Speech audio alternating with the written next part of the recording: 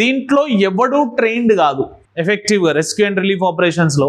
ఇప్పుడు అవతల పక్క వాగు బొంగుతుంది, అవతలోడు చిక్కుకుపోయిండారు, కొంచెం తీసుకురారా అంటే ప్రతోడి దగ్గర జేసీబీ ఉండదు కదా హీరోలాగా పోయి అందరినీ వేసుకొని వచ్చేయడానికి. లాస్ట్ టైం ఫ్లడ్ వచ్చినప్పుడు ఖమ్మంలో పోతే నా ఒక ప్రాణం వస్తే 10 ప్రాణాలను తీసుకొని వచ్చింది చూసారు. అందరు అట్లా ఉండరు, అందరు they are not well trained. Rescue and relief operations needs lot of your thinking. ఎందుకంటే the maximum people you indulge into rescue and relief operations, the better the outcome you can bring. Local community depending upon their capacity they generally participates, unless and until some selfish people who thinks just about their particular life, not about with the society. వాళ్ళ గురించి నేను మాట్లాడట్లేదు. మీ అడ్మినిస్ట్రేషన్లో ఉంటే ఆడు ER వాళ్ళు MPD వాళ్ళు చేసేసి వాళ్ళు చేస్తుంటారు, వాళ్ళు మ్యాక్సిమం యాక్టింగే చేస్తారు. డిస్ట్రిక్ట్ కలెక్టర్ ఉన్నప్పుడు ఇగో సార్ చేస్తున్నా ఇక బిందె ఎత్తిన నీళ్ళు ఎత్తిన వాడు చేసి అన్ని చూపిస్తూ ఉంటాడు.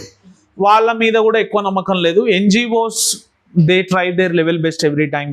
Most of the NGOs, they participate voluntarily in this rescue and relief operation activities.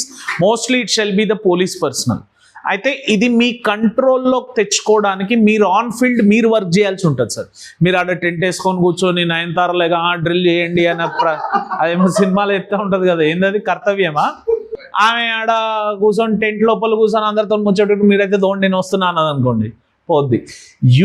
Me participation into rescue and relief operations are going to make that more effective. That's why if you see in the past trends of 10 to 15 years, rescue and relief ఆపరేషన్స్లో district collectors, SPs, they themselves are participating. చాలా వరకు ఇన్స్టాగ్రామ్లో reels మనం చూస్తూ ఉంటాం. ఆ rescue and relief operations ఏవైతే ఉన్నాయో they are going to play very crucial roles.